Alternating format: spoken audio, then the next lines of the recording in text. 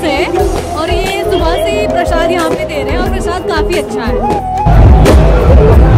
అదే రామకృష్ణ వాళ్ళు భక్తుల కోసం చాలా స్ట్రగుల్ అవుతున్నారు. సో వీళ్ళ హెల్ప్ చాలా బాగుంది. మార్నింగ్ నుంచి ఫుడ్ సర్వ్ చేస్తున్నారు.